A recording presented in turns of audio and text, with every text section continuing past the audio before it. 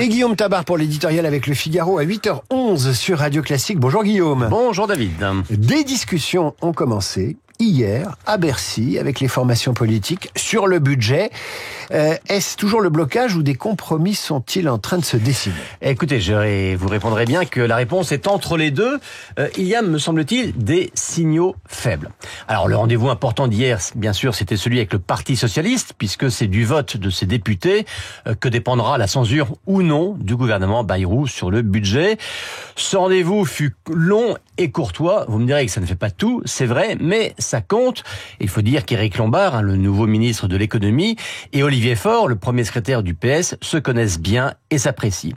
Alors, sur le fond, le patron du PS a maintenu sa menace de censure, faute de concessions qu'il a qualifiées de remarquables. Ça ressemble à un point fermé.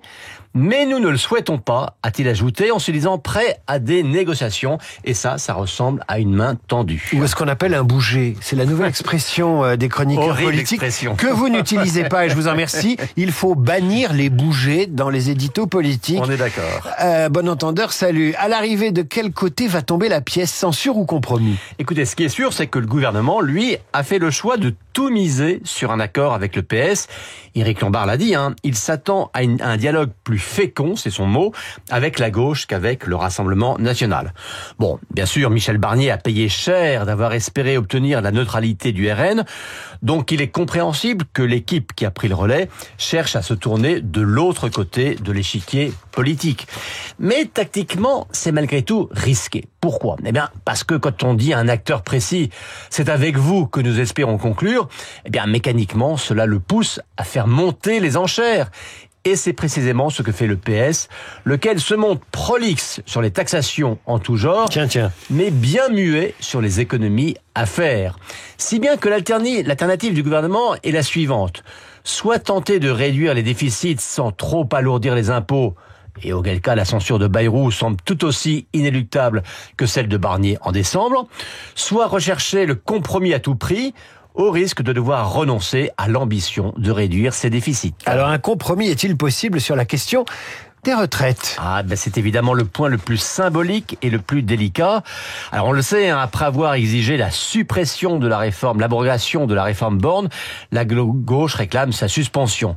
François Bayrou a fait un pas important et je dirais risqué dans leur direction en proposant de reprendre, sans suspendre, la réforme. Risqué car reprendre, ça n'est évidemment pas pour la durcir. Or, dans un contexte de dérive des finances publiques, toute concession reviendrait à ouvrir une boîte de Pandore, alors que, il faut quand même le rappeler, la réforme Borne ne permet déjà pas un retour à l'équilibre de l'assurance retraite. Alors, je parlais de signaux faibles, et bien, en sortant de Bercy, les dirigeants socialistes ont parlé de modification et d'évolution de la réforme.